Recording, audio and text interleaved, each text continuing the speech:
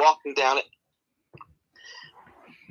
I mean, just tired. Single family homes, small, maybe about hello, I would say a little late start to between 13 to 1,500 square feet of space. YouTube maybe, live this week. Somewhere Man, between I'm on 4,800 fumes. to Been up for 6,000 square feet of land. Whew, I don't even know how many hours at this point. Abandoned. I feel like I've been done for at Abandoned. least a day Like and a these are some half. people living 30 in minute these nap. abandoned homes. Drove. No running water, no electricity. But yeah, we're gonna probably rock this for just a couple hours this week. Is interesting for people and get a bunch of this information in here in a very don't short even have period the of money time. to retrofit these properties for Section 8. So if you can go down there and sit with HUD, because every city has HUD and their guidelines are different, and talk to them about what they require to make it qualify for Section 8. That would be your best bet. Because like I said, I have who I consider second family to me down there, and beautiful black family. And they own, strip malls. They own a lot of property down there. And it's just that they were telling me the city needs help from people like us that go down there to buy these properties and to sit down with HUD if you want to do Section 8. That's what saved a lot of people, even during this downtime during COVID. The government would cut that check. And, for my friends down there, they're like, Jackie, if these people couldn't pay their rent, it didn't matter because we got the checks from the government, and we left those people alone because everybody's struggling.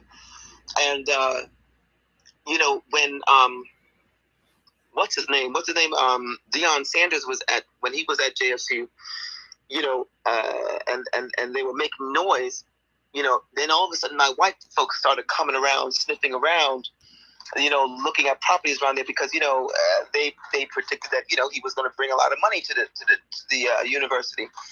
Really, when you look at something like JSU reminds me of USC out here. USC is in the south central part of LA, and at one point, it was underdeveloped. There was a lot of beautiful properties that were, historically black, and, it's the same story in every urban city. But, money, USC has the money. USC has bought a lot of that property. USC has built out and built on and built on top of. I look at JSU, and I see the same footprint. The only big difference is the stark difference. And, if somebody could buy those apartment buildings, those apartment buildings, and I looked at them, if they were in LA, fully occupied, it would be selling for maybe 1.8, depending on square footage, to about $2.5–3 million. And these properties are sitting there barren, beautiful 4-unit, beautiful. And I'm thinking, dear God, this is like the same footprint of USC. It could be an amazing campus. There's really no place for those students to go, And so I saw that. I spent time in Jackson. I went back again, and I went back again because the matriarch of the family, she turned 100, and we had to celebrate her, and then I attached business to it. But there's a lot going on, and I am a firm believer. I thought that I would retire and move to the desert, but I'm not going to do that. I will move to the South. There's more that I need to see. I am going to go to Tennessee and see that too. And I'm also wanting to go, I know Delaware. Delaware is a gold mine to me, for any black person to go down there. I do believe that's a gold mine for anyone, and it's still affordable. I also am interested in seeing Alabama, although I'm less interested in that than I would be in Jackson or Tennessee. So I've got to go see those places first. But Jackson broke my heart because you can see the beauty. I looked at a map. It's a specific type of map that you look at how the map was drawn. Jackson is a beautifully drawn city. I know that may sound weird, but it is it's got a beautiful footprint to it. It's a beautiful city, and it breaks my heart to see what white folks have done to that city, purposely, intentionally. You know what? Actually, I smell opportunity there. What you described to me, opportunity. With the abandoned homes and everything, I absolutely see opportunity there. Because I've been to some places. I've been to some places where the whole neighborhood, right, or even whole towns are totally abandoned, right? I've been to this part of China, right, where they build this whole city, right? All the condominiums are totally abandoned, right? And it's all new built as well. You got these abandoned buildings, condos, or malls. They built these places for people to come, but the people are not buying. So this whole city has been totally abandoned for like 10, 15 years, or 5 to 10 years. So, okay, what you're saying about Jackson is not as bad as that, but I do see opportunity when you said that a whole street is abandoned. I see opportunity there. I see where you can buy a home for cash for $10,000 or something like that. That's what I see. So I do see opportunity. Some of them are for less, believe it or not. The other factor my phone ain't never that I want to share with people is minerals in the soil. It's imperative that if you buy land, especially in the South, you get a mineral rights professional licensed soil survey and also a geo survey, and let Al explain it. The geo is basically going to tell you, can the land withstand, maybe an apartment building or whatever. It's good to have that. Out here, a geo is maybe like $1,500, but it's the best $1,500 or whatever on average. Whatever it is, it's worth every single dollar. But here's the best part: the soil survey. Very important to have if you buy land, because you want to know a couple of things. Can that land? Is that soil fertile enough to grow cannabis, for example? Is that land, the soil, fertile enough to grow, whatever, farmland? However, here's the most important thing. One of my best friends that I met, I swear to you, my first day in college, I went to UCSB, and I was looking for black people because I was like, they put me in a dorm with everybody was white, and I was looking for, and I rounded the corner, and as I rounded the corner, this black guy was running the corner, and we both stopped. We both looked at each other. I said, hi. And he was like, hi. And we told each other's name, and I said, where are you from? He says, from Inglewood. I said, he goes, where are you from? I said, I'm from New York. And it was love at first sight, the first day, and we have been best friends ever since. And his family on both sides are from Mississippi. And Mississippi. We've been talking about this in other rooms. He has, his great-great-grandfather bought like 150 acres of land somewhere in Mississippi that they still own. Next to them is another black family that owns, I don't know how much acres, but my friend Kenny said that they're getting their soil tested, and I gave them the name of one to use if they're talking to them and interviewing other people, because the that owns the land next to them had a kind of mineral in the soil that is used for these electric cars, the batteries. They're paying them, you know what, I have to look, it's a crazy number, per acre. I think they're paying them like $300,000 per acre. Oof. Something crazy like that. Sounds crazy. And sounds ridiculous. They're extracting this mineral that they use. I'm not really proficient on the batteries and stuff like that, but it's specifically for the batteries. Cobalt.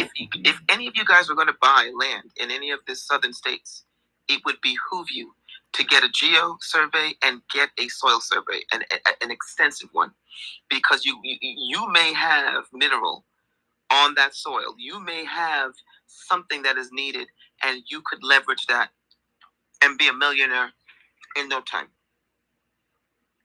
Nice. Yeah, awesome. Hey, you know what? I did Block. I did one of those geo surveys on my farmland in the Philippines, right? And they you know, I just wanted to see what type of what I can grow on my land, right? And they told me that not only was I on an earthquake zone, but also I'm in a volcanic zone as well. Ring of fire. So so I'm like, whoa. But then when I asked other professionals, they said 50% of the Philippines is in a volcanic and earthquake zone. So I don't feel bad now, but ain't that weird, man, when you do a geo survey and they say you're in the earthquake zone? That's crazy. Yeah, you in the ring of fire over there. Have you ever heard the term the ring of fire? Well, that's the Philippines. Yeah, that's what it is. It's a circle of volcanic activity over there. Does anybody in here heard of the term partitioning? Yes, states can partition. West Virginia came out of Virginia. That was a partition. Something sounds weird. Like I can't hear you. You can or you cannot hear me. I'm going to leave and come back up. Okay. Okay. For the people in the space, Dover, Delaware, Kent County, roughly 38,000 people living in that city. It's the second largest city in the state. In April, they had an election for mayor. Black, you need to adjust your mic there, but oh, dang it. Okay. There's an echo going on. All right, I'm gonna drop back, drop out, drop back in. Thank you. Black American Homeland. Maybe that's what it is. See if you can mute your mic, Black American Homeland. All right, hold on. Let's see. I'm just gonna say something. Okay, hello. That's what it was. It was Black American Homeland. Oh, there was an echoing, bouncing off. You know, I want to share something with both with the room. You know, something that happened this week, and I think about all of you because I know maybe I'm talking off subject, but this is very important. Two things. But something happened to me this week. I had a client of mine that asked me, could he, you know, ask me a favor. I said, what? And he's wanted me to be on the phone with a lender because he was thinking about, you know, refinancing, whatever. So he asked if I could do him a favor and listen to this lender. And I said I would. It's a brother. I sold a house to him a couple of years ago. And, you know, he was talking about, you know, loans and whatever, and what he could do and whatever. And then he started talking about this, you know, great program where, you know, you can just pull out as much money as you want and you don't have to pay it back. And you can take as much as you want and get the value of the house. And I mean, I'm listening to him and I'm like, what kind of fucking loan is this? So, and he said, oh, he says, oh, it's called a HEMAC. And I said, I'm listening to him, and he's describing it. And what I said, excuse me. I said, is this a reverse mortgage? Yeah, that's what it is. Is he saying you're saying a HELIC or a HEMAC? HEMAC. I said, is this a reverse mortgage? Yeah. A nice way of saying a reverse mortgage. That's what he says is. Yes. Right. And I know my mouth, and I'm a knee-jerk reaction. I just said immediately, I said, oh, no. I said, reverse mortgage is a black people no-no. He got quiet. He was a white guy. I said, reverse mortgage is a black people no-no.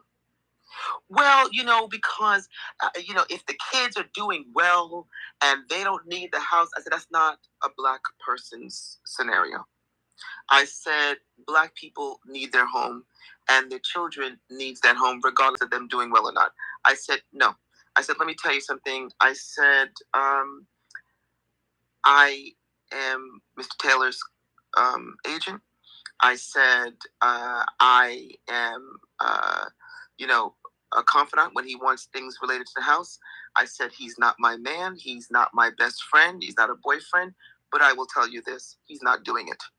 And I said, if he's got to get up off his ass out of retirement and go back to work, nothing. I said, reverse mortgage is a nice way of stealing Black people's homes. We're not doing that. Okay. If anybody comes to you and say HEMAC, and it's an acronym, I think it's HEMC, something like that. Don't you make a move. That's just a nice way of saying reverse mortgage. Reverse mortgage will take your home. They will allow you to borrow up almost to the penny equity on your property. And when you drop dead and your children thinking that, you left them the house, or they're just going to assume the house because they're heirs, no, they come right in and take it away from you.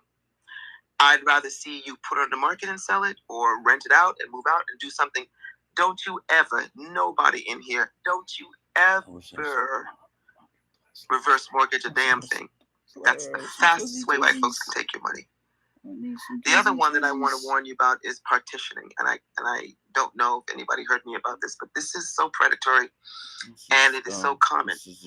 I keep telling my clients, and I will beg every one of you, I don't care if you own a trailer or whatever you own as property. Whatever you have, spend the money and get a living trust and outline who assumes responsibility to make the decision about the property or properties you have. Now, the tricky part. If there are multiple people, there was no reason for me to do it. In that living trust, who, like, say, the parent, your mother died, and she's the last of the parents. You, as a brother or sister, and other siblings are on the house, on the the deed and the willing and the living trust. If you see the value of keeping it, maybe renovating it a tad bit and just keep it as a revenue stream for rental income, which is valid. But your other sibling or siblings just want to cash out. You have people in almost every city whose sole job is to see who died, get that record, it's public record, and then they trace their name or whatever else to properties or properties, and they can see. They have a way of looking. You can see if that property is willed to multiple people. And what they'll do, they'll go and they will find those people and they will try to buy them out. So, for example, your mother died or whatever, your house, the parents' house now, is yours. Okay? And they owe nothing on it. Okay? I say I want to keep it and renovate it to rent it out. But my brother here, who's a crackhead or a pain in the ass, he wants to sell it and just cash out. So, and then my sister, she is on the fence about it. She can go either way. She just wants to see overall if it's going to be a revenue stream, how much, and will that work? Okay, fine. So the trust was already set up. So the trust is now, possibly a rental income. So you can deter from paying capital gains and all of the bullshit. Anyway, but this person just saw that my mother died and is tracing everybody. And I'll get the call. Oh, I understand that your mother died, and are you interested in selling the house? No. He'll call my brother. I understand your mother died. We'd be interested in buying your house. We're developers. Oh, really? How much? Knowing that the house, for example, is valued at $500,000. So you think, okay, so for the sake of argument, $500,000, say divided by 3. Okay, just divided by 3. My brother was that's like $167,000. Burning of value. in my mind. What is in my mind? That person will go to my brother and say, I'll pay you cash. Oh, really? How much? $50,000. If you transfer your part of the deed over to me. And he said, okay. And he'll give him the $50,000, have the attorney transfer his name out of the deed, into the developers. So then what happens after that? Once that's been recorded, they'll go back to me, give me a call, and say, we own 1/3 of this property, and we're going to take you to court because we want to sell the property and develop it. Mm-hmm. Now, how can you do that? No, your brother sold his part to me. This happens all the time. And they will force a sale, and the property could sell for maybe $350,000, and they make a profit, and I lose, and my sister loses. I say this because when you have a property, Black people, we tend to be very emotional. Bro. When it comes to these things, we can't. You better be about the business of being about business. Sometimes there are family members that just should not be on anybody's nothing. And you have to make some decisions. Who is it that could really make sound business decisions if I'm incapacitated or died? It may not even be a family member. It may not be your son or daughter. It may not even be your spouse. It may be somebody, it should be somebody that you trust, that has the fortitude to be able to follow the instructions and make the business decisions that's in the best interest of the trust. If you're lucky enough to live long enough to have your living trust, and you see that the person that you 20 years ago assigned through the attorney to be the executive be an asshole for some reason, 20 years later showed their ugly face, you have the right to go back to your trust and your attorney and say, you know what, this person's been XYZ, take this out, I'm going to get this other person. You can do that. But what happens is that when we have children, especially, if you know one of those kids is a drug addict, alcoholic, or just troublesome financially, don't feel any kind of way by not putting them on that trust. You know, believe me, your other two children or your other child will make provisions for that person. Because, see, that troubled child would be the one that would give away the house to a partitioner, a developer, for like $30,000 when the property is worth $160,000, at least their part, their third. So you got to be careful. I see this all the time, and we are victims of it because we're so emotional and we feel so good to like pass something on because things have been stolen from us for so long. But you got to use your head. You can't be emotional about it. And those are two common things I've seen. Being sold a heap, really a reverse mortgage is a nice way of saying it. Because when you say reverse mortgage, people already know. A lot of people, oh, that's a no-no. But when you say HEMAC, they don't know. Yeah, it's actually HECM. Yeah. That's another form. And I've actually seen that being promoted on TikTok. Mm-hmm. They're promoting it kind of like Skittles, because people are unaware. And they're making it seem like, because they're promoting it at the same time promoting HELOC. That's why I was asking you, are you seeing HELOC? So I had to go ahead. I posted a link down below so people can see. You're welcome. So people can see what you're saying visually. And there's a chart in there that actually breaks down what each acronym actually stands for. Right. So, yeah, we have to be... We do need, and this is, I think, where the literacy comes in, but people understanding why it was so important when I was pushing for us to actually develop, getting into the appraisal game, getting into the inspector game. Oh, you know what? You owe me a call, by the way. Yes, I do. Okay. I do. I've been so busy. I'm so sorry. You call me. You have my number because I have the information for you. Yes, ma'am. And literacy is the key. You know, another thing that I find with our people, especially with their elders, because they know for a fact that if you are over 60 years old, 62 years old, and you are in a mortgage still, and they're looking at trying to pretty much eminent domain people out of their homes. That's what they do. I think there was a case, this Jewish guy actually did this to an elder Black woman, and I think we covered it in one of our spaces. Mm-hmm. And he drew up some papers, brought it over to her. Her husband, I think, either was in a hospital. I'm not sure where her husband was, but he brought some paperwork over to her, and she signed it, not realizing he literally was signing over. He was lying to her about what was in it, and so she signs it, and next thing you know, he has ownership of her home. Yep, easy. The literacy part, because let me tell you what I find.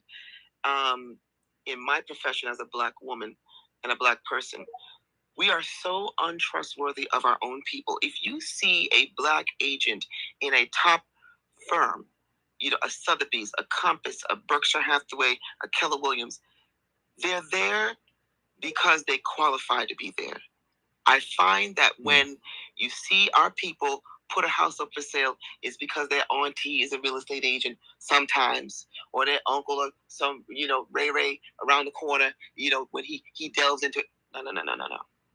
You've got to be able to get somebody that is going to tell you if your house needs cleaning up, okay? Because I do that very easily. Sometimes I tell people to move out. Sometimes I stage it. All their shit, everything, repainted, everything, stage it. Because you have to keep in mind, and this is something, again, with literacy, when you decide to put your property up for sale, it's not yours anymore. Oh, I love that yellow color on the wall. That's nice for you, but the marketplace it's not what the market wants to see. You've got to clean your place up, get your place together. And we're so untrustworthy of one another. I mean, you've got to get, look, you want to keep it Black, fine. And I understand you want to keep your relatives, and if they're sharp, fine. But if they're not, you're going to leave money on the table. And you've got to find the agents that are about that business. And the only way to do that is when if you're thinking about selling your property, before you do that, start walking and looking at homes for sale for at least 2 or 3 months before you start doing. And you see where people come in more. Foot traffic is when things are presented properly, photographed well, and written well. And so, sometimes, I'm in front of my own people, and they have this white is right type of thing, and for me in this marketplace, I compete with the best of them, and they don't believe me. They think that, because I'm Black, I'm only relegated to Black neighborhoods. That's not. I've sold in Humbly Hills, I've sold in Santa Monica, I've sold everywhere, and so we have to stop and think broadly when it comes to these things. We cannot be so insular about it. And it's great to have a relative on if that relative is sharp and selling their asses off, fine. But if it's sometimes they want to delve it. There in real estate, there's no sometimes. You're either in and you're out. Another warning I want to give you: we'll have our people. They want to be a mortgage lender and a real estate agent. Run away. Run away from that. You cannot do both. And it's usually them fixing those numbers with the fees and everything to put it in their pocket. You get a lender, and then you get a real estate agent. Don't go for the ones that do it 2 in 1. There's no such thing. Can't do it. So those are I've been around for a long time, and I've been selling for a long time, and I sell things from 200,000 to my highest has been 8 million. And I know what I'm talking about. And I have no problems.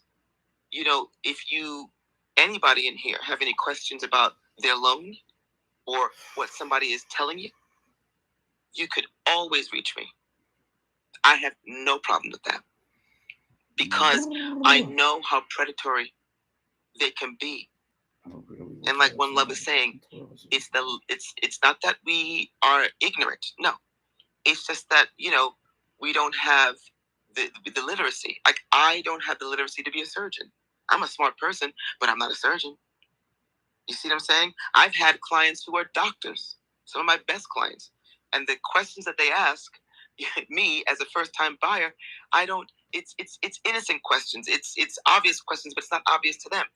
So don't feel anyway. If you not everybody's literate in real estate, and people know that, and that's why they try to take advantage of Black people.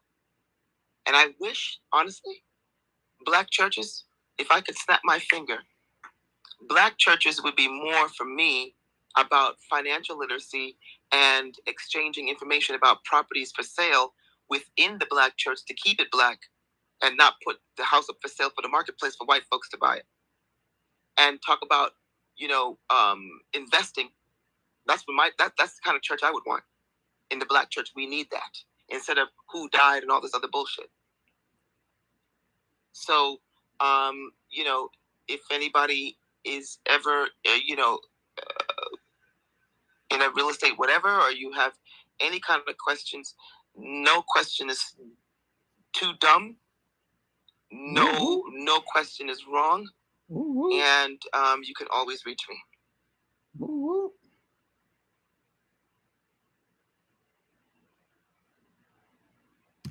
Awesome. I am, oh my God, I'm fighting so bad. I want to put this on the record. Dover, I hope you guys can hear me now. But Dover, Delaware had a recent mayoral election. It's a city of just under 40,000 people. Just under 40,000 people. Second largest city in the state.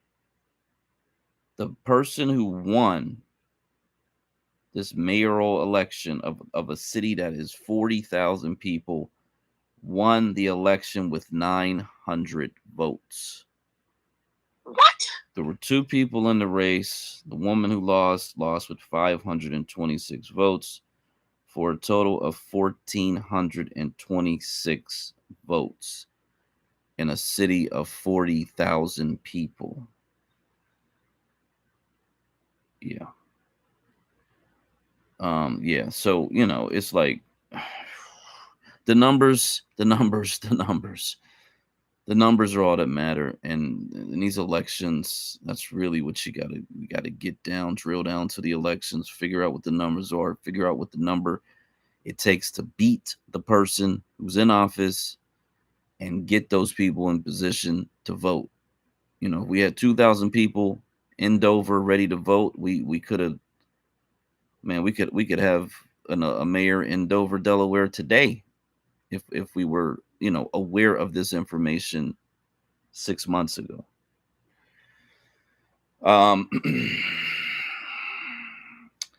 Yeah, there's a couple more things up in the Jumbotron. I'm gonna touch on them. This piece of trash down in Mississippi got sentenced to 42 months in federal prison for a hate crime, pleading guilty to unlawfully intimidating his black neighbors by burning a cross on the black family's yard. 42 months for a hate crime for burning a cross on a black family's yard. And so when I saw this, I said, oh, burning the cross. Oh, federal charges, hate crime. Oh, yeah, okay. However, no one was harmed. No one was harmed. He burned a cross on a yard. No one was harmed. How many cases where black men, black women, black children are actually physically harmed, but these charges don't get elevated to a federal hate crime? At the state level, and this is in Mississippi, the state has felonies. The state can have hate crime felony charges, which would enhance the prison sentence. This guy could be spending the rest of his life in prison, and or 25 to life. Someone who harms a black person and they have this historical hatred and these tattoos and they're on all these racist websites, they can be given a death penalty at the state level. And that's really where I land at the death penalty at this point. I have no sympathy. I have no patience for these people. I don't think these people should be breathing Black State of America air, United States of America air. I don't think they should be breathing air on the planet Earth. So that's kind of where I'm at with all of these different types. Trying to get the economists up.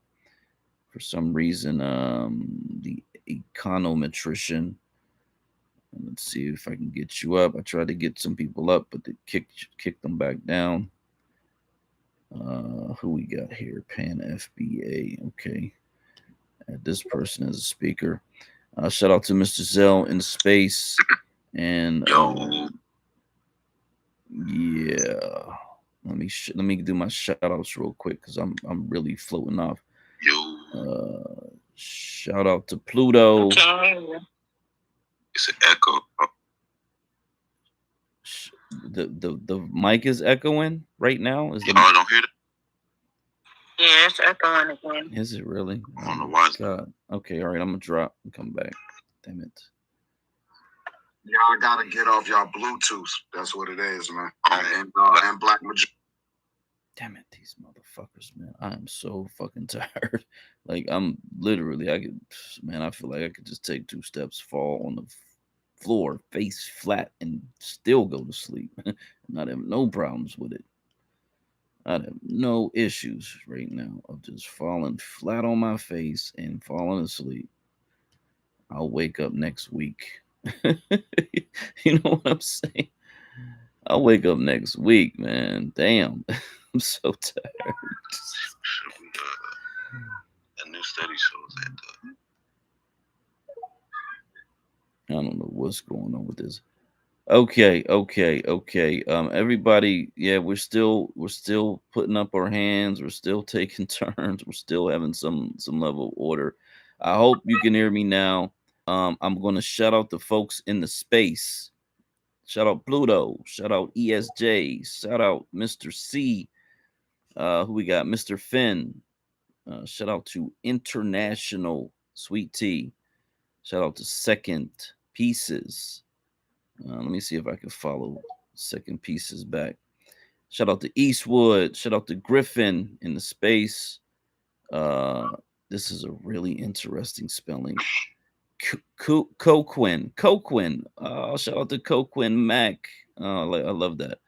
Shout out to Bass Black Man. Shout out to Rob T. K John K Jones. My apologies. Shout out to Black Delegation, always in the building. Let me see if I can get a follow back now. Just hit the limit, of course. That's what they do. Shout out to Miss Schism. Shout out to the Resident Atheist. And of course, we got a couple new speakers up here: the Econometrician and the Pan FBA. So the topic is Black majority Delaware or Black majority Mississippi.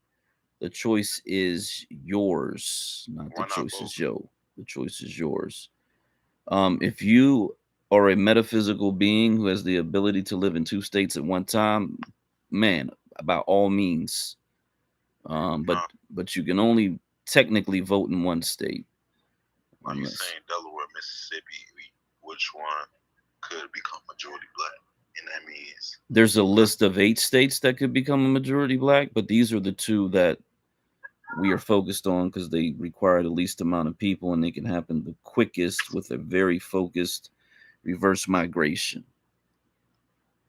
And this is really a choice of individual preference, whether they want to live in the northern South where there is a little bit of snow, there's a little bit of cold, there's 4 seasons, or they want to live in the southern South where it's more like summer and spring and maybe a chilly fall.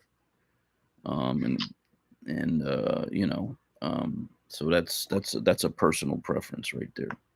The plan is to flood the South as many as possible and take over political positions and power, and whatever the case is.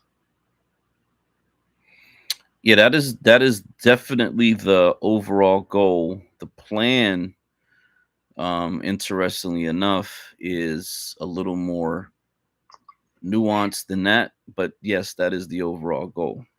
But 60% of us live in the South already. Should we get that up to at least 80%? And the rest could stay in the Midwest. That's a good idea, I think. I can't disagree with that. And when you say 50%, I'm assuming you're saying 50% of the Black American total population. No, I said 60%. Over 60% of us live in the South. 60% of the overall total Black population. And when you're saying the South, which is a very generalized term, and we are specific about states because the South includes very large states that have very large populations that are. I don't mean Texas or Florida, because that's not the South. What we consider. Yes, exactly. Texas and Florida, too large of states in order to, and actually we need to move out of those states, to be quite honest, because that the populations that are in those states are the populations we need to actually take over Alabama, Louisiana, Mississippi, Georgia, South Carolina, Arkansas, Maryland, Delaware, and all of these upper northeastern and northwestern individuals that are living in these historically Black towns that are being inundated with illegal immigrants that are being bussed in by both the Republicans and the Democrats at the same time, because they're both in cahoots and they are both working together in order to push Black Americans to the brink. I heard it's a lot of Haitians in Florida, so I don't want them to get mixed up with us because they not us. They not our people. You know, that's an interesting thing. Not so I, let me say this. Interestingly enough, we are at the point where we really got to think about what are we going to do. I mean, we are really, really, really, really, really, because we have this election, this Hispanic election is coming up where the Hispanics are going to be either the reason that Biden gets reelected or the Black Americans are going to be the reason that he doesn't get reelected. And that is the spin, and that is the political way that his win or his loss is going to be written about. And that is a Democrat strategy to essentially push Black Americans into a position where they have nowhere to go, because you can't run to the Republicans. They know that. They don't have to do anything for you. They know that. And even if they lose, they win. Hold on, Pan FBA, you gotta mute up, okay? And just raise your hand when you're ready to speak, okay? No, it's fine. I mean, I get it. I mean, if anybody else can't understand what's going on or hear him, no. I understand, but you're trying to get a full thought out, and you can't get your thought out. You understand what I'm saying? That's all I'm saying. I'm not definitely not trying to be disrespectful, but I'm just trying to raise a point of order. Right. I appreciate. I'm vibing. I appreciate it. I'm so sleepy. I swear to goodness, I feel like, whoo, as soon as my head hits the pillow, it's a wrap tonight. We got the econometrician. This is the next space already in the next week. You in the matrix, Black. I don't even know if you know it. You know what I'm saying? This next week space. You know what I'm saying? This ain't the Black majority Delaware, Black Mississippi space. This ain't it. So no another space, bro. Yeah. Man, look, I took a 30-minute nap in the last, I don't even know, 48 hours, whatever it is. So I'm just gassing. But yeah, the econometrician, you got it. Oh man. I'm not sure what time it is where you are right now. It's almost 1 o'clock my time. So good morning, everyone, or what have you. Good morning. I want to say thank you so much to the Welsing Fan Club. That lady, she's very knowledgeable. I was listening to her for a long period of time. I was fired back in 2020 during the COVID era from Hertz. I was a data analyst for the accounting division for Hertz.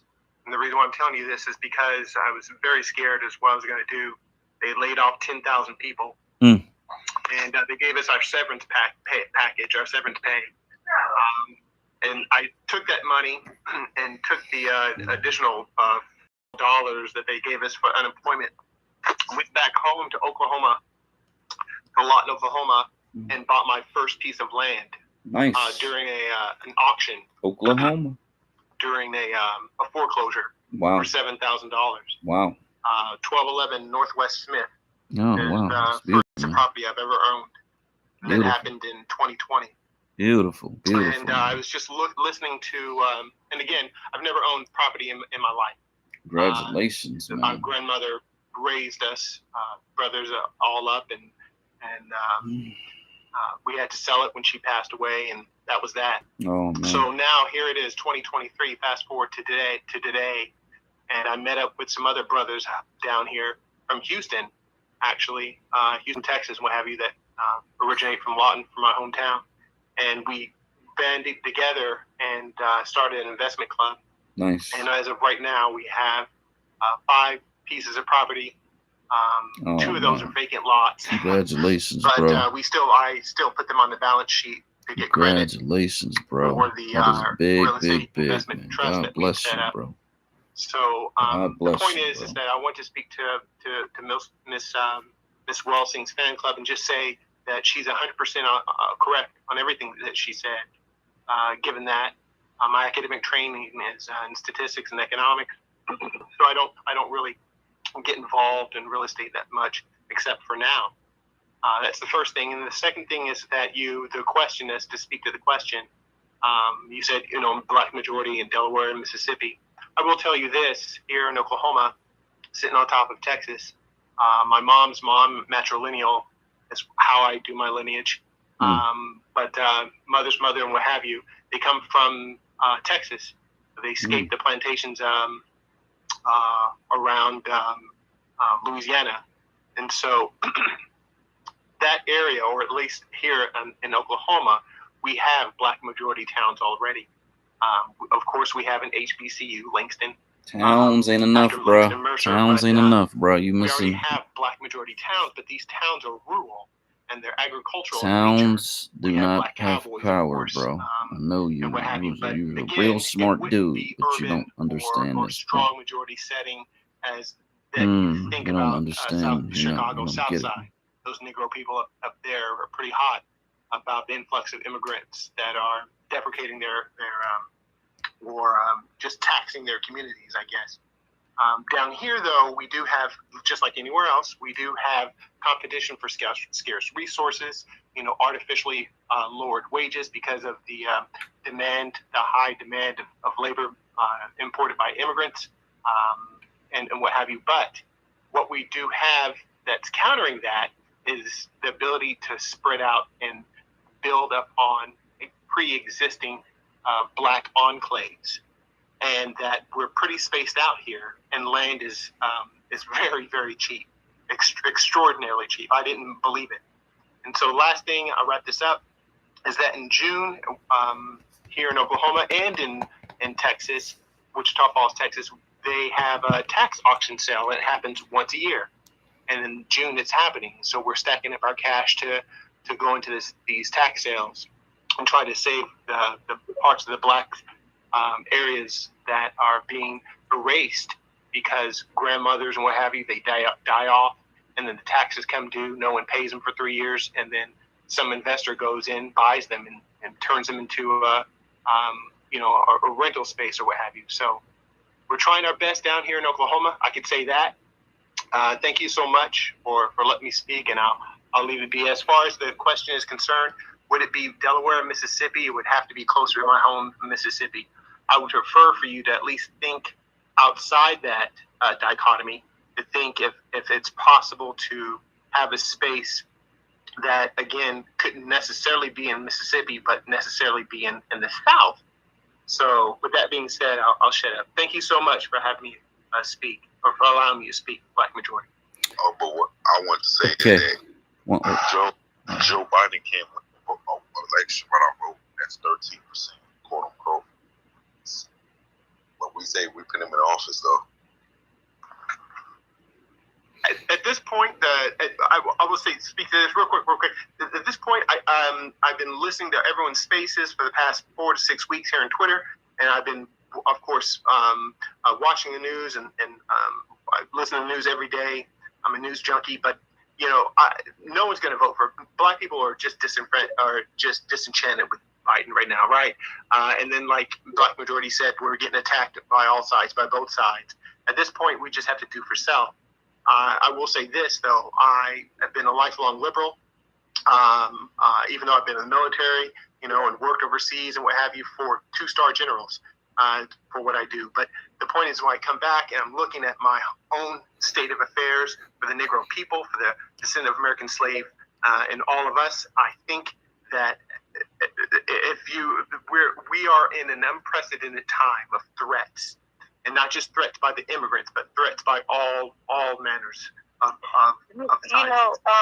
so most people have to get into the game of action and not just repeating regurgitating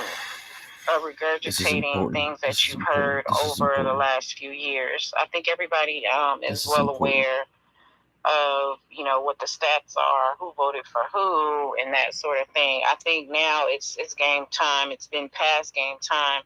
If you are about your father's business, and I'm talking about our lineage, and you are about making sure that you get into the public's ear outside of Twitter Spaces, take that stuff to the streets, to your neighbors. Take that stuff to the communities where it's populated, where we're trying to go.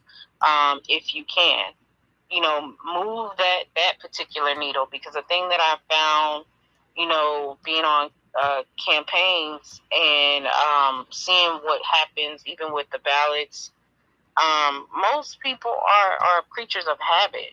They want some reprieve, but then they actually are not doing the work that is required.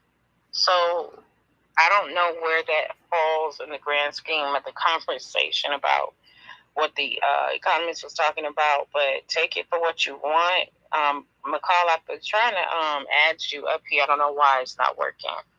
So, who was next? Let me go. I want to answer to the econometrician. He said a lot of things. So Oklahoma is a very special state in Black American history.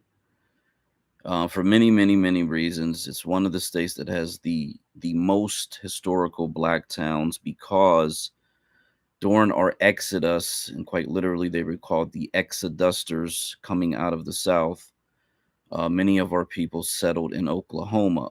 Part of that was because of our attachment to the 5 civilized tribes coming out of the South as well, coming out of their territories. And so there is this historical Black communities that were in the state of Oklahoma.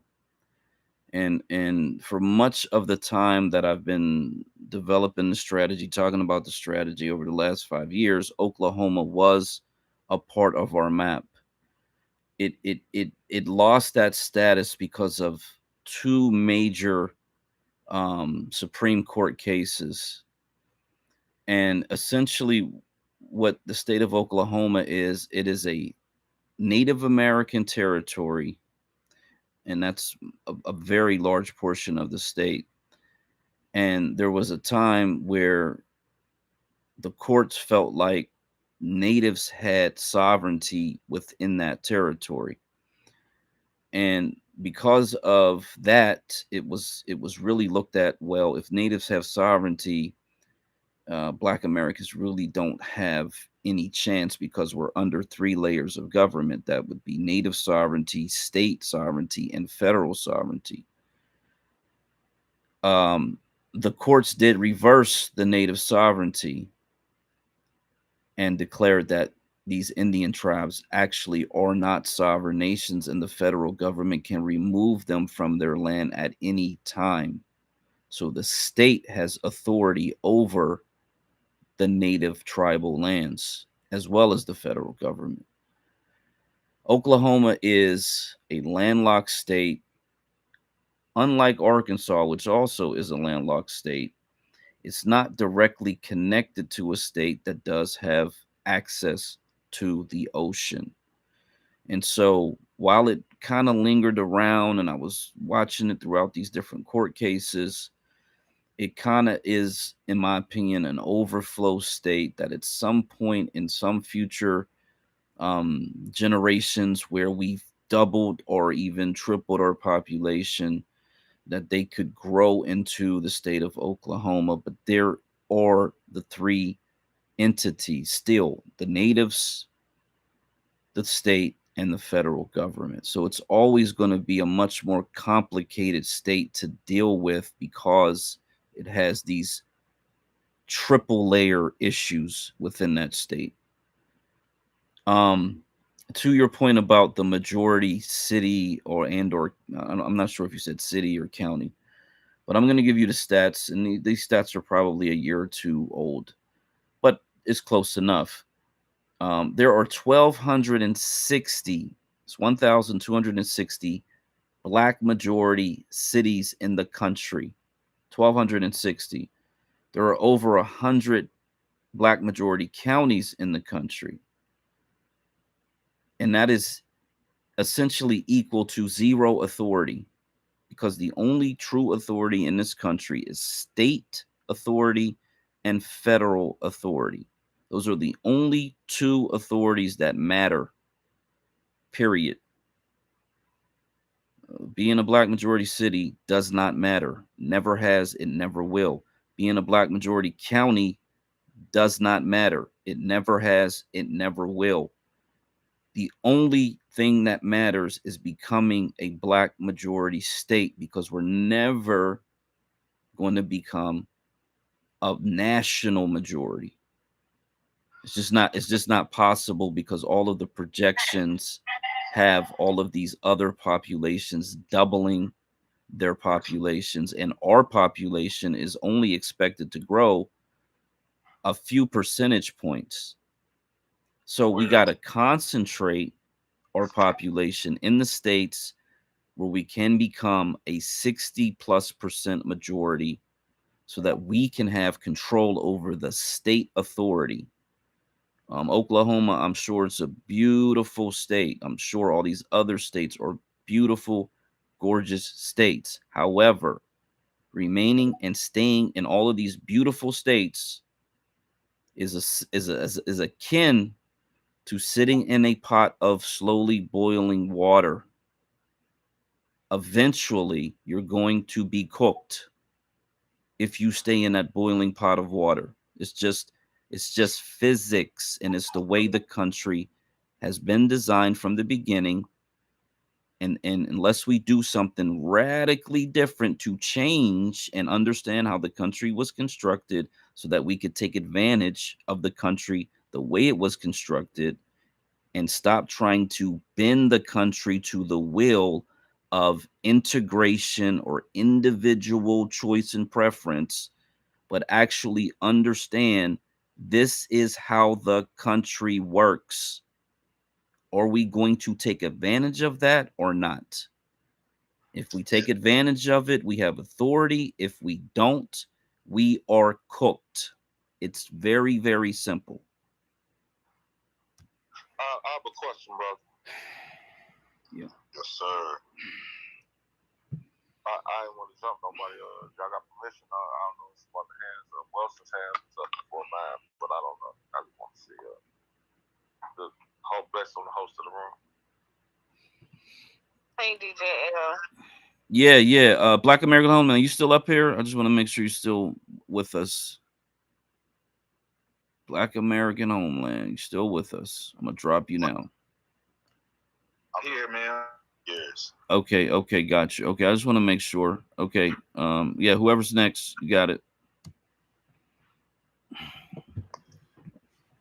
Go ahead, Wilson, and then DJ, you can ask you can ask your question. DJ can ask his question. That seems like maybe some timing could ask her. Oh, perfect. Go ahead, DJ. You got it. Thank you, sister. Well, it's really a two-part question. Part number one, I'll get to that, and then I'll go to the narrative and then ask the other question. But basically, And if you had to advise somebody, this is for anybody in the room, what would you say? Because that's a very important point you just made, bro. Is the black cities don't mean shit because on the state level, they're getting crushed. So, what would you say right now? And I'm assuming that the title has something to do with that. Is the best state where blacks kind of are moving in that direction? Is it kind of we just kind of got to start from scratch? Like, what state would you say that niggas got the inroads in or are moving in that direction now where if you had to press a button, all blacks will be on the way there now? Okay, describe what inroads mean. Meaning what there's some economic advantage to it, or like, yeah, explain it to me. Right now, okay, so this kind of goes to my second question. The reality is this. I'm from South Shore, Chicago. That's my hood. That's where I grew up at. We are in dire straits. I don't currently live there, but that's where I'm from. In regards to the immigration issue and a bunch of other stuff. And the sentiment here amongst blacks is we got to get the fuck out of town. Oh, wow.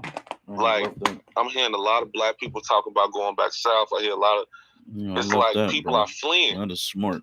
And we are in this time where it's like we are on, we on the cusp of something. We don't know what it is. And what you're saying, brother, just making it plain is very, very, very powerful because beyond the arguing and shit we do in these spaces and trolling, beyond all that, I don't hear the Nation of Islam talking about this. I don't hear Congressional Black Caucus talking about this. Is that we in these, like you said, we in these boiling pots.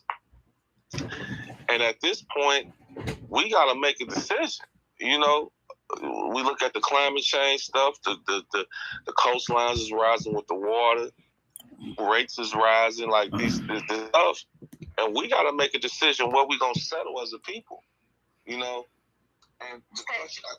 well, let's answer one question at a time. So that first question, I don't look at it as fleeing. I think migration patterns that's always happened. The reason why people moved out west from the South is because of anti-lynching laws, Jim Crow happened, and what was happening with immigration in the South that people don't talk about when our ancestors that were in the South or prior to moving west. They were actually cutting jobs off from a lot of the settlers. They were taking the land from eminent domain. They were doing so many different things that were happening. People started migrating out of the area. They started migrating away from, the Virginia area, coming back. But my point is there were things that were triggering to happen for people to start migration patterns, right?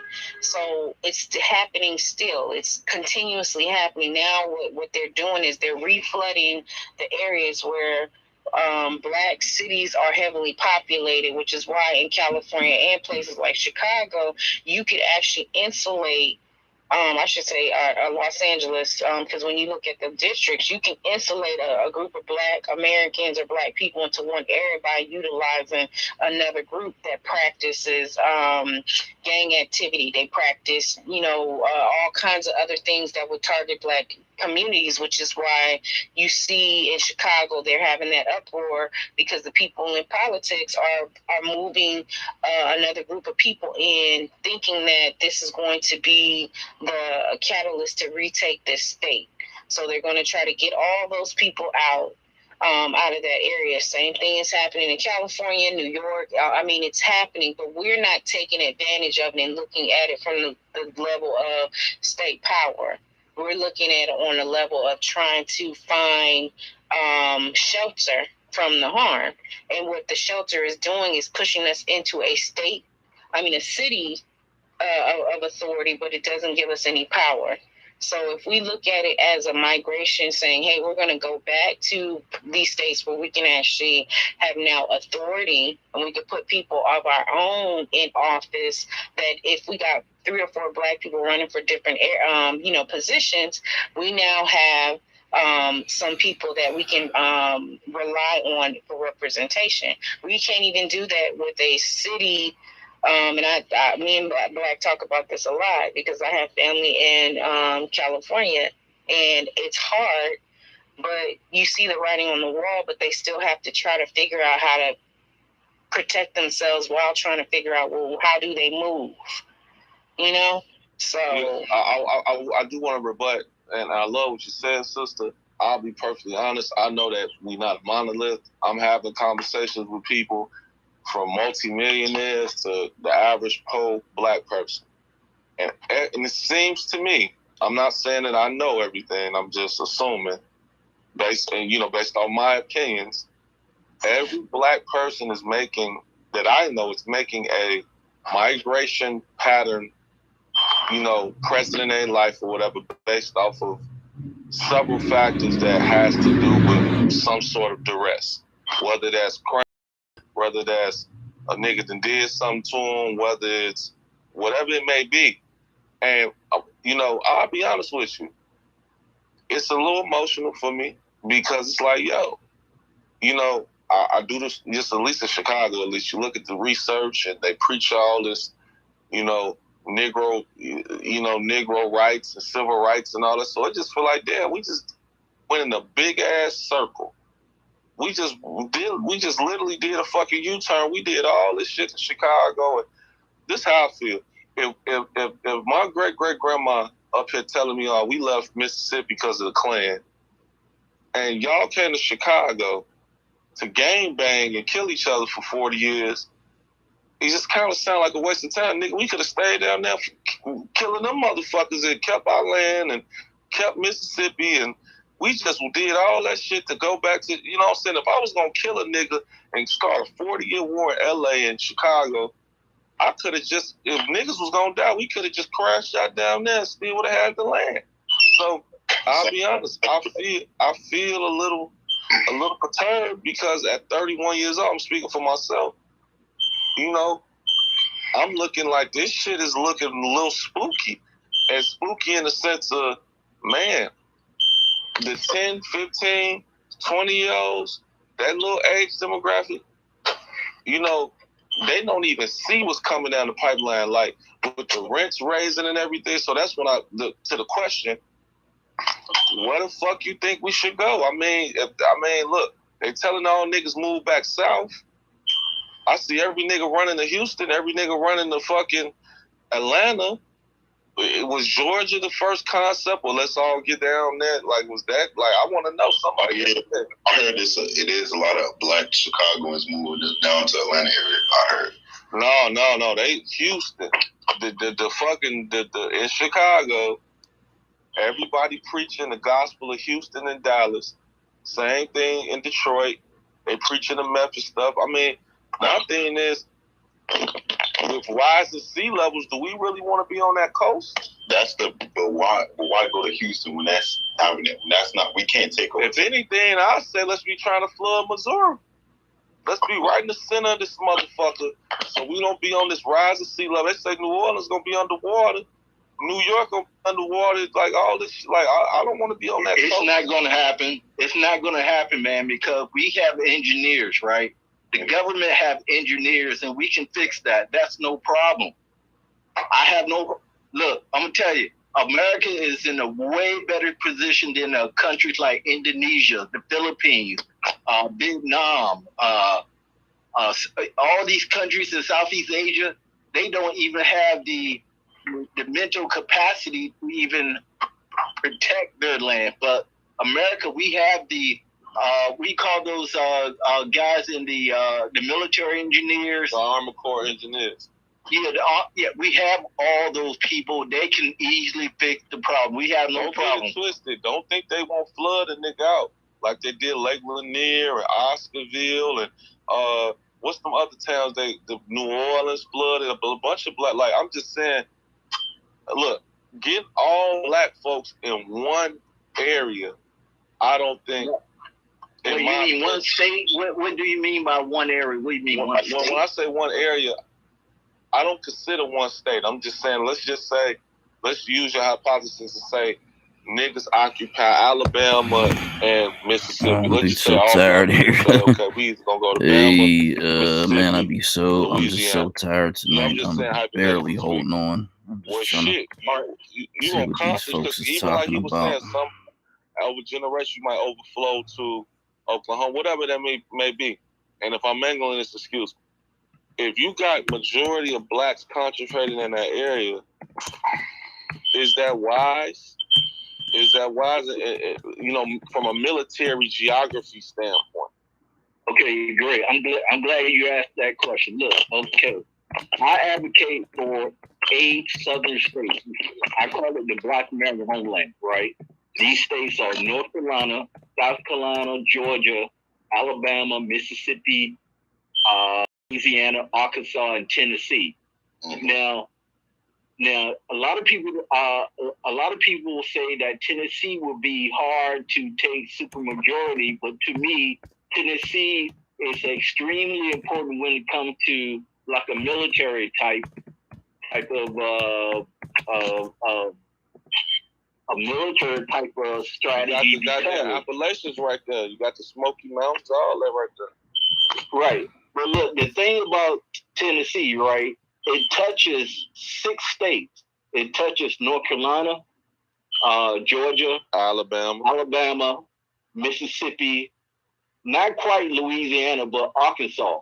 So to me, Tennessee is like the state that connects all those lower states together into one region, one strong region. So that's why, yeah. So no, not Kentucky. We to me, I'm gonna stop at the most northern border for the Black American homeland is Tennessee and Arkansas and North Carolina, but also have Maryland. It's also a possibility. Delaware also a possibility. But those 8 states is my main. What is that beeping? Somebody change your damn batteries now. Just change your batteries. Damn. Let me ask you a question too, brother. I'm from the Midwest. I know I sound biased. Why would you prefer the southern states over the Midwest? Because the Midwest, we have absolutely no opportunity to take supermajority of Illinois, Michigan, Ohio, Pennsylvania, Wisconsin. And plus those states are like 12% black, 13, 14% black. They do have a large black population, but the percentage is very low. And there's another key thing about the Midwest. About 90% of the blacks that live in the Midwest, they live in urban and inner suburban area. I think right. And see, and that's really bad because if you look at Illinois, if you understand Illinois, right? Yeah. Most black people live in Chicago and Cook County. But the rest of the state white as snow. Huh? The rest of the state white. Hey, somebody got a beeping going on. I can't hear. It was. I keep muting Pan FBA. I think it's his background. Is that your smoke detector going off? What's that? Chicken over there. That's the somebody pulled the fire alarm in my apartment. Okay, well, keep your mic muted until you get out the building. I can get out the building. Say yourself. But I hope he okay. Man, they go on space to see good. Okay. Chilling in the bathroom, smoking and shit. You know what I'm saying? Well, let's go to DJ. Let's go to Wellsing, and then Miss Giselle is up. So we can get them in the conversation. Well, I think bro was to this point though. Oh, go ahead. Black Frederick Delp. Okay. Yes. Okay. And most Black Americans in the Midwest, they are concentrated in inner cities, right? And these cities, the square mile is less than 4,000 square miles in the Midwest, right? If you take I did a calculation about between 2010 and 2012, 80% of Black Americans live in an area covering 10,000 square miles. meaning that 80% of Black Americans live in the area the size of Maryland. The South is the only area where Black Americans at least live in rural areas and small towns. So that's why I chose the South over the Midwest and Northeastern states. Because Black Americans are in the Midwest and the Northeastern states are just too concentrated in the urban areas.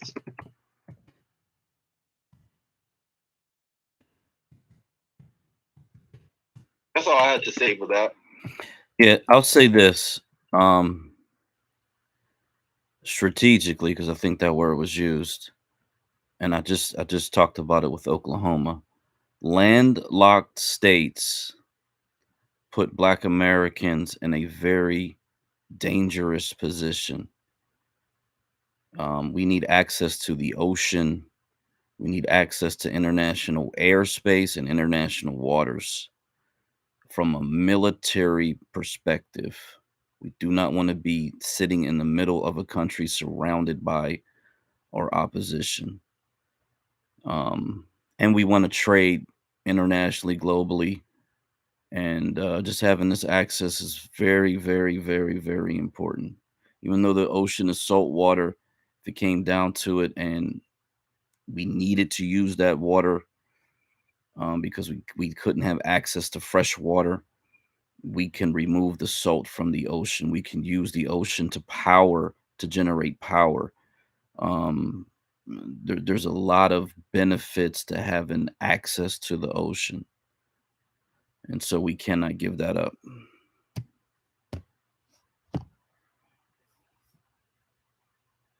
I agree with DJ and Black American Homeland said that the most. I apologize for the ringing out there, but I agree with what Black American and DJ said about most Black Americans live in the Midwest, live in urban and suburban areas. Like the rest of the state, like St. Louis, for example, is like white, like KKK land. They say.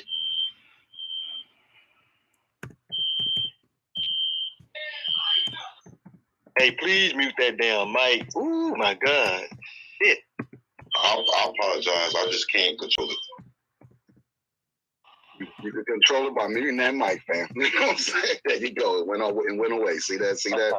Get the stage, right. Get the fresh air, fam. You know what I'm saying? Okay. Wilson, you still there, babe? Yeah, all right. The big question for me, it's plaguing me now, is what does Black people do with this voting? The way I see it, there are two things on the table. Definitely reparations and definitely this immigration diarrhea that we've been experiencing. And we have Biden and we have, it's going to be DeSantis or Trump. And right now, I think it's going to be Trump. I could be wrong. But if it's a Biden-Trump ticket, who is everyone voting for? Because the way I see it, if we vote for Biden and he gets in again, it's going to be the same bullshit. Immigration is going to be running. I mean, it's going to be, if we can even imagine, I suspect more of a mess than it is right now. This is the way I see it. I also see that, look, at least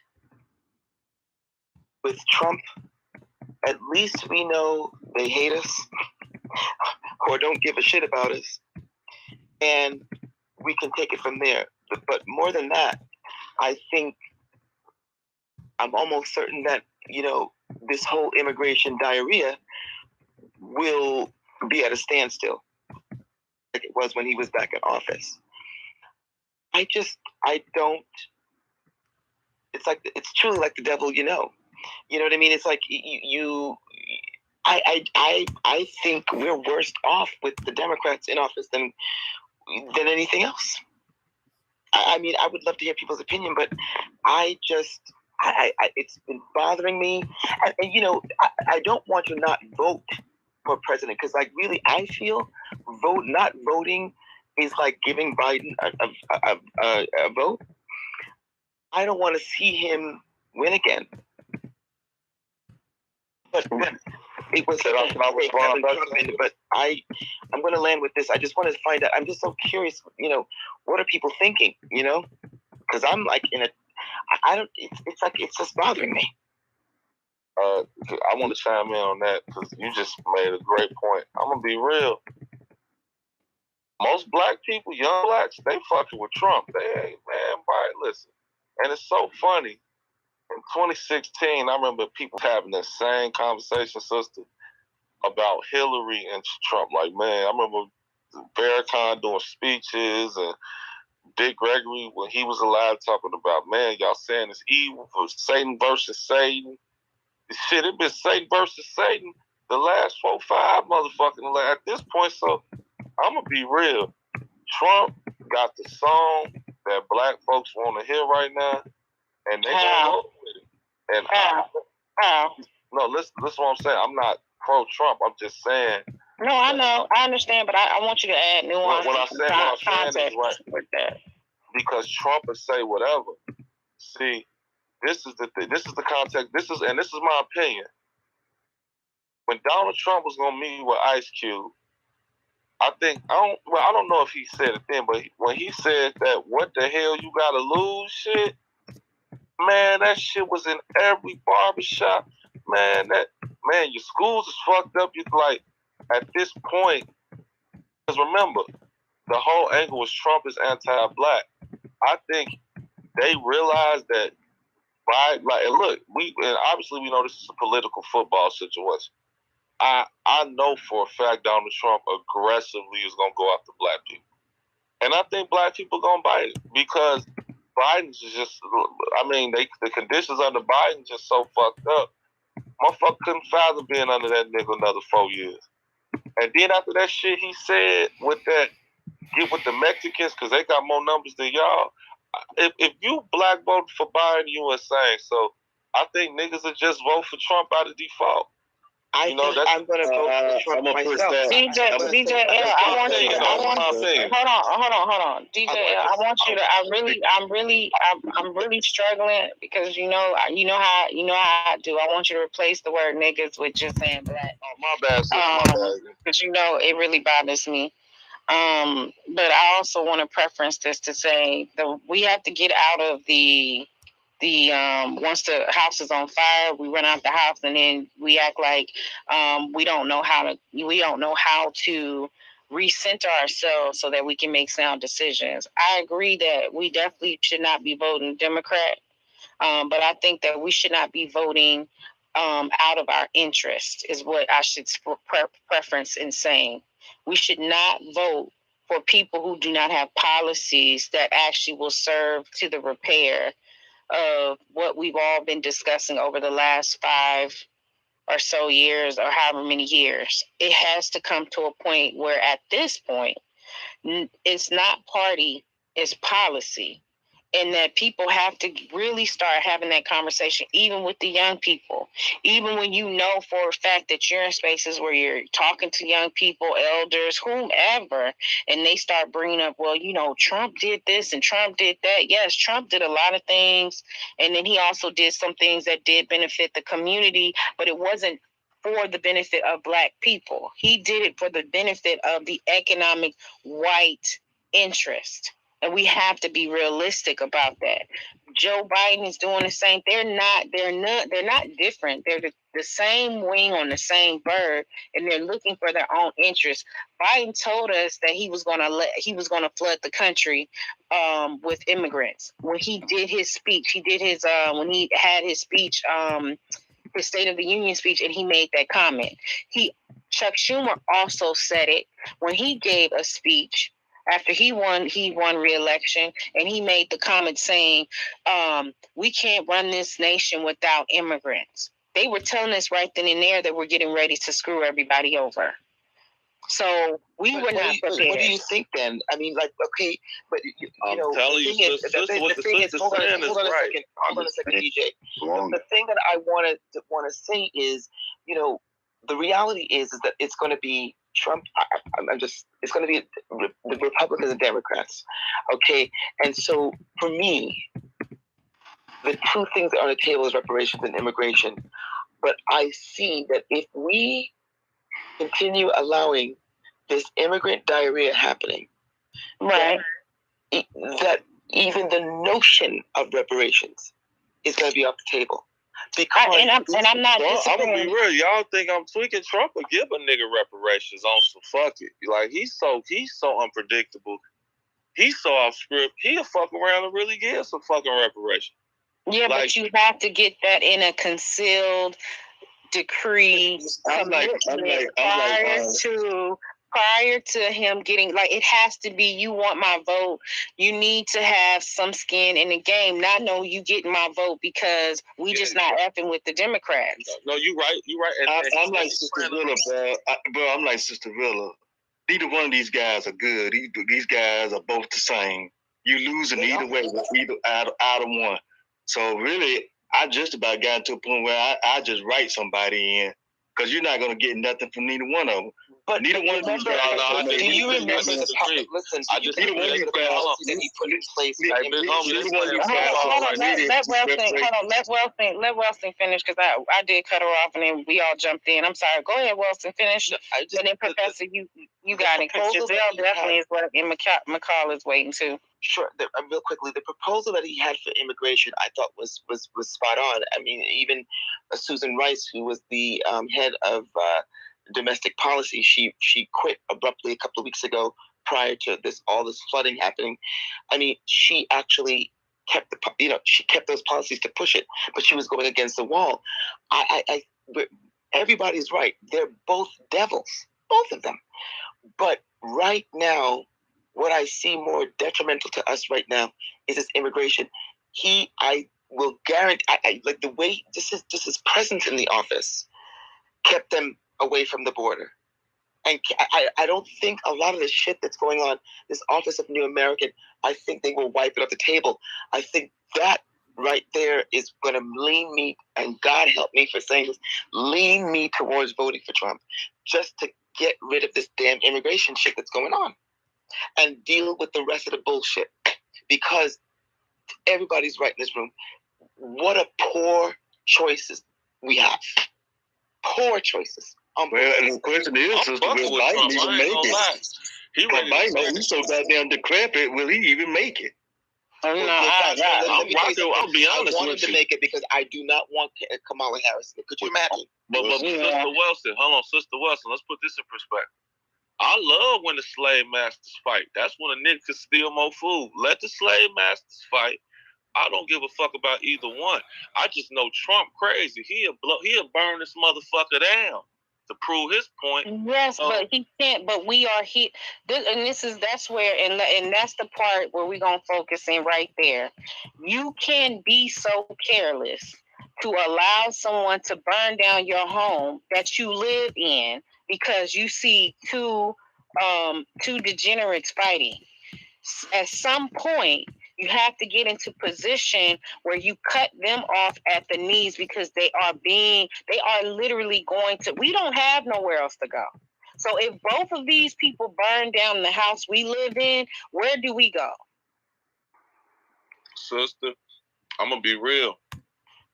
Then if we roll what you saying, we in a fucking dilemma for the ages.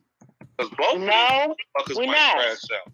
No, we're not. We have to actually think this through. And that's the part where we have to get into the real nitty gritty. And people got to be ready to get a lot of work done. So folks run away from work they don't want to do because it gets difficult. They really start to see the forest through the trees. It's not a not voting situation. You have to find where the power moves are. And so with that being said, McCall ended up dropping down. Giselle, hey sis, I see you on stage. Do you want to go?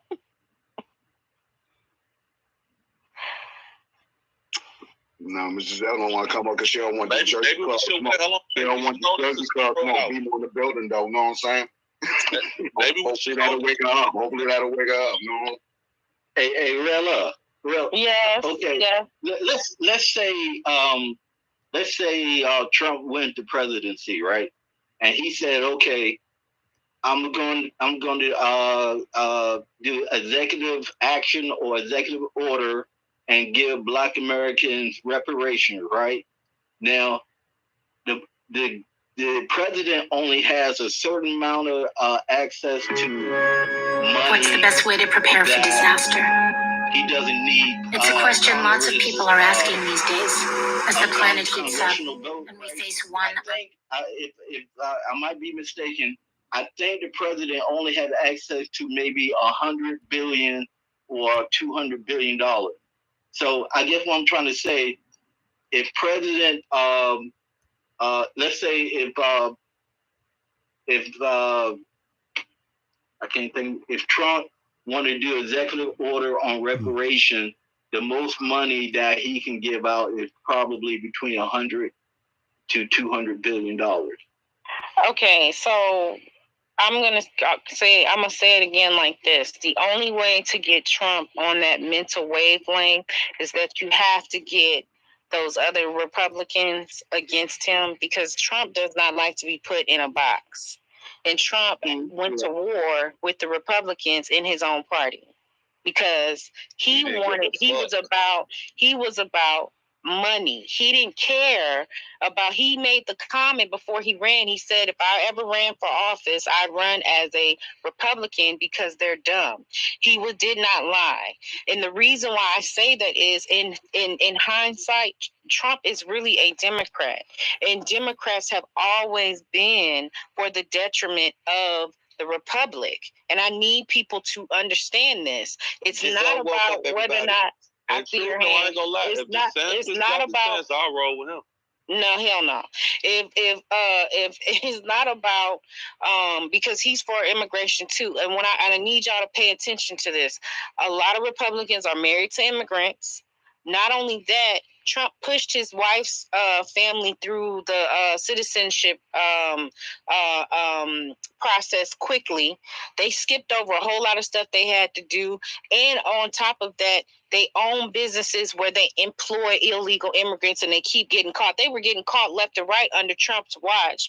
And now you have people, you have immigrants walking away from jobs and stuff, right? And who's complaining?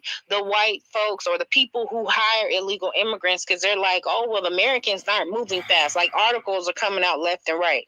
What I'm saying to you is that we are not in this for shits and giggles, and we should just vote away from the Democrats because of the simple fact that we don't like them. We have to look at who is in office, what is the policies, and we got to demand that reparations and repair, even if you don't want to call it reparations, it's the word, right? Because some people have a problem with the word itself. Reparative justice, redress, start to rename those things. And while we're doing that, you still have to get into position to get in state authority power. These things have to be done simultaneously. I don't know what it's going to take to get people understanding how bad we are screwing ourselves. Because you got people running around Beyonce's internet talking about something, well, don't vote, don't do this, don't do that. I'm sorry, you got to figure out when to utilize those strategies. Don't just do it because, well, you don't like the person in office. That's why you where you at now. That's why you got the black dude down in Chicago, and his ass was telling you he was for immigration.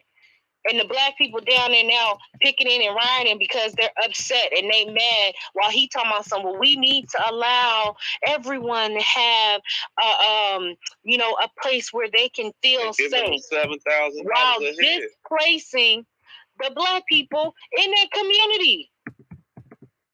So I'm just pointing these things out to you.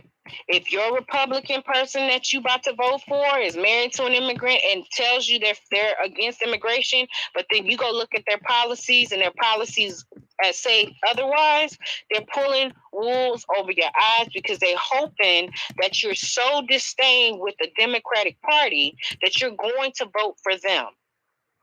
Pay attention to the wolves that are in the grass. It's tall, but you gotta look. I'm telling you, we are in effing trouble because, like DJL said, you have young people and adults who have a singular mindset where they're going to just do things because people are creatures of habit. That is our Achilles heel, if you want to be real about it. Miss Giselle, hi sis, you have the floor. Yeah, sorry about that, guys. I was just kind of getting in. I thought you had fell asleep. No, I was out late at some studio sessions. But for real, I really, I love the idea of us taking over like a Mississippi and Delaware. I think I actually prefer Delaware because it's right. It's that first state. It's not. It doesn't take much to get done. But I also think in those states where we have majority areas, we need to look at the districting and see how we can gain some power in that. Because honestly, I know they say state versus I'm gonna jump in federal, on the next but really opportunity. the power is in those districts.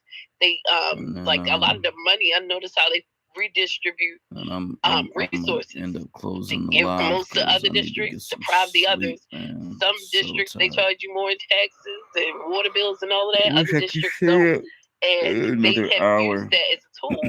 When I get sick if I stay up any longer. Oh no, she hit the dead zone. She hit the dead zone. You still there, Miss Giselle? I can't hear you.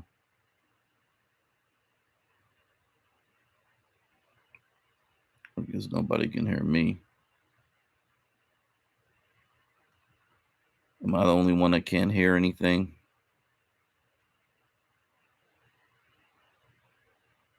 I must be. What the fuck? What's going on? Oh man, don't tell me Twitter's doing some extra weirdness, man. I can't hear nothing in that space. Maybe I'm no longer in the space. That's why. I can't reopen it. These motherfuckers, man.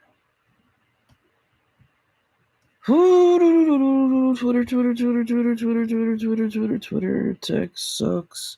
Twitter tech sucks. Twitter tech sucks. Twitter tech sucks. Oh, this thing ain't gonna let me actually get into the whole Twitter thing at all at this point. Let's see what we doing here. Come on, brothers. Come on with the Twitter glitchiness. Oh, Mississippi's trending too right now. Mississippi trending. Let's see what they talking about. Can just take it over with the college students. There it goes. We can literally filter all of our youth to Delaware State University. It's HBCU. Take it back. It's our shit. And we can start having them buy stuff in the communities. Maybe we can get a group of Black people that become investors in certain community. You can build like a community, like an apartment community, and then we can build a housing development. Those youth, if they're already there, they can be the first rounds that's in those places for people who do not want to, who can't move right away. Maybe they're restricted because of work. But Delaware is also good because it's right here. Outside of Maryland, you can get to Maryland, Virginia, Maryland, DC, Virginia, New York, New Jersey, Philly in no time. Being able to have that much access, and if people work on this side, it's just easier to get to and easier to reach our goal. And then that'll actually spill over into Maryland. I think, again, I think the states that we don't completely dominate in, but we can have some level of power, we should focus on those districts and try to overpower those districts that will give us more representation politically. We're going to take over the South, y'all. What can we grow in Maryland? We going to the South, man. What can we grow in Maryland? Everything. You can grow a lot in there. Yeah, there's a lot of... do you know what we do? Yeah. Why you think this is We have everything. Maryland, 33% black. Yeah, Maryland actually is the state that's actually pretty much about to be it's actually predominantly black. Delaware. Hey, DJ, is the declining population of black Chicagoans real? Or is some people saying they just going? Yeah, niggas is fleeing. This shit is like motherfucking. DJ. Oh, I'm sorry for saying niggas in your room. Sorry, Queen. Motherfuckers is getting up out of there, man. I ain't never seen no shit like this. Every day somebody moving. You can't even, bro. It's moving companies. You can't even. It's ridiculous, bro. Ain't this more black Americans in Chicago than it is Hispanics? Yeah, it would, because it's segregated. Like in New York, the blacks be with the Hispanics, be with the Hispanic. Like no, they don't. It's not like that out here. It's not like. No, they don't really bang with us like that. Oh well, I don't know, but out here we ain't really with them too tough. And now they like I say, South Shore is where I'm from. They're dumping. South Shore is Queens. It's Compton. It's a traditional black neighborhood. And like Farrakhan's Mosque Miriam is in South Shore. It's like same thing with Operation Push with Jesse Jackson. So you gonna dump all the Mexicans in South Shore? That shit is crazy. But I'm gonna be honest though, South Shore voted 96% for Biden, so we got what the fuck we wanted. We got what we wanted. And now the shit sandwich is in their face, and now everybody want to rise up and turn into fuck this and fuck no, motherfucker. You guys voted for these policies. You think they'll still do it even after what's happening? They'll do it again, or some will say, maybe I should vote for the right. They fall for the I'm sorry shit. Every black person I know rolling with Trump. Damn it, man. But it's Twitter, what the sister this said. thing will not let me stay It's impulsive. on deck here. If what's funny is, I say get a coalition together and go have a meeting with all of them and just be straight up. I'm gonna be honest, the black clergy, black people not listening to their ass, man. Like in Chicago, all them black preachers that was pushing the line for them, man, they getting them the fucking. Gonna try one last time. This will be my last time messing with this whole shit, because it's really getting to be an issue. I don't know if I need a fucking update. I probably need an update, but it's annoying at this point. It's really annoying, man. Like, come on, man. Chill out, baby. You really realize the shit until it's like in their face. Okay, let me get this. But I don't see how that's possible when they're telling you. Like, when I listen to the one thing I learned, like I said, I learned to pay attention to is I actually listen to what are the interests in this person that's running for office, right? Because they're going to have their own interests all up in their agenda. Then they're going to have some interest from people that are lobbying and putting money in their pocket. But then they might, start to pick up stuff because then now they need to get votes from whatever the majority of the population of people who vote. And that's what people need to understand. If you're in an area where the majority of the population is not you, but they're you, and they might be on the unaware side. I want to say ignorant, but unaware. They're not aware of actually what's happening, so they don't get involved. They don't talk about. They don't go show up to the when the candidates have their rallies, or they show up at the the meetings that they host in their cities. But yet you hear people saying, well, I ain't voting this year. I'm not doing this. I'm not doing that. You're like, okay, well, if you're not voting, you got to tell me why you're not voting. Because maybe there's something I need to know. And you got to start challenging people to make, to take a different approach, even if they're non-voters. And I had this argument with Art, because Art is a non-voter, and he always talk about non-voters are not recognized. I said no, non-voters aren't recognized because they are not providing relevance to why they're not voting. They're just saying I'm not voting because both parties are this, that, and the third. You still have to participate in your democracy because it involves you. That means if the ship go down, you on the ship. There's no lifeboats. You didn't create any lifeboats. You didn't develop any lifeboats. So until we can get back into full repair so we can do those things, you got to find your end power. What does that look like? It's important. Hey, I got a question from the YouTube, and then I got to call it a night. Black American Homeland.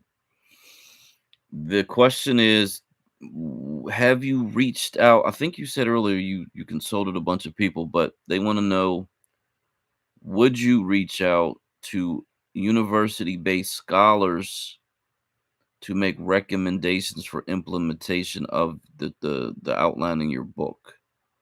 Have you done that, and would you be willing to do that, is the question.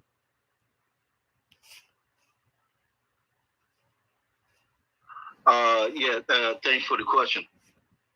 You know what, Sandy Darity, there were several professors that I gave a flip book copy to, but I've been dealing with Black professors since 2012-13. Some don't understand. A good example is Sandy Darity. He told me, he stated that he thought that that the federal government had what's that word he used? Had powers over the states. Mm. You know, to me, many of these professors in these universities, I think they don't even understand how federalism, the 10th Amendment, they don't understand how it works. Right. So, right. When I remember Charles Blow, when he had his interview with Dr. West, to me it seemed like West really didn't even understand how he probably understood, but I didn't see anything that said that he understand how the 10th Amendment, how federalism works. They don't. How, they do understand the difference between the federal government and the 50 states, but it seems like they really don't understand. That's why we have never a Black scholar before me had never explained how the federal government works compared to the 50 states, how federalism works. I have never heard anything from Black scholars. So that's why I felt like I was the first person to even bring it up in 2012. So, yes, I have talked to many, but a lot of Black scholars, to me, they really don't understand how it works. But what do you think? Yeah, I was just going to add that what happens is people are experts in what they know. They know what they know. They're very, very highly skilled experts in their field. And because everybody thinks nationally in this Black Americans, period, think nationally. We've been trained to think that way. We've been indoctrinated to think that way. We just had a whole conversation about the president, and the president of the United States has very little effect on the daily lives of Black Americans in this country. Very little effect. The governor of the state legislator, has infinite amounts of effect on our daily lives in the states that we live in. And so we've been indoctrinated to look at the federal government, to look at the president, and they just don't have the authority over the states, within the states, to change anything about our existence. Everything that they've done up until this point is as far as they can and or will go. It's over. Whatever happens, president, doesn't matter. They can elect a president every year. It's not going to change anything for Black America at all. And that's why they're bringing all these illegals in, because they know that. They know that our population has reached a point at which they can bring in more people and get more votes. Our usefulness essentially has expired. I know that's hard. That's probably really, really hard to accept. but it really, really has. I mean, there's already 60 million Mexicans in the country. So, it kind of is what it is. They say there's 22 million illegal Hispanics in the country. That means there's 80 million. Our usefulness to the Democrat Party has expired. Of course. These motherfuckers killed the space. They killed the space. They killed the fucking space, bro. They literally killed that space. Motherfuckers, man. Son of a bitch. Who was in that space? Somebody in that space reporting the fucking space. Cause I'm telling the truth. Cause I'm in there telling the fucking truth. Come on, man. I hate this fucking Twitter bullshit, bro. Oh, I hate this Twitter bullshit. I'm so sick of that shit. Killed that fucking space, man. I'm gonna tell DJ, man, throw a space up. I'll jump in it just to get it popping, and then go from there, man. Because they still want to talk, and I gotta go to sleep. Okay, YouTube, Twitter Tech destroyed that space as they always do. So I'm gonna sign off. Yo, what's going on? Hey, Twitter killed that space. Okay, I was about to say, damn, I know that shit just had to happen, yo. They killed it. No bullshit. They killed somebody in that. I don't know if somebody in the space reporting it or what, but they did. They killed it. So it is what it is. But if you want to start one up, I'll jump in it. But I definitely got to hit the pillow. For sure. Go ahead. I'll start. So I'm gonna just place some spaces over there anyway, because that's what I'm pretty much doing in the background. Go ahead. I'll start one. Okay. All right. Awesome. Thank you. All right. You want? No problem. Okay, YouTube channel. I hope he answered that part. And essentially, it is what it is. Experts are experts at what they're experts at, and they have very compartmentalized specialties.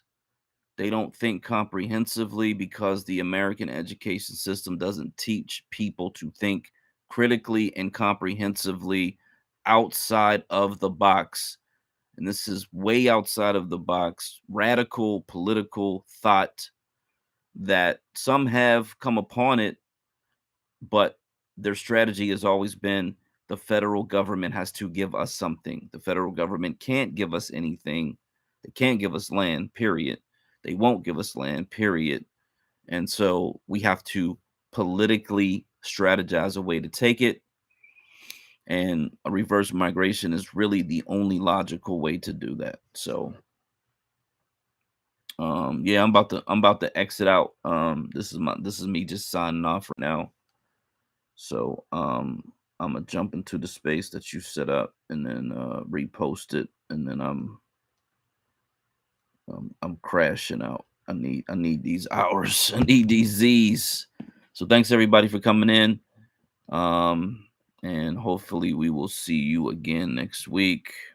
Good evening to all. Let's see if I can even get this thing to type right. Like I'm gonna have a damn headache.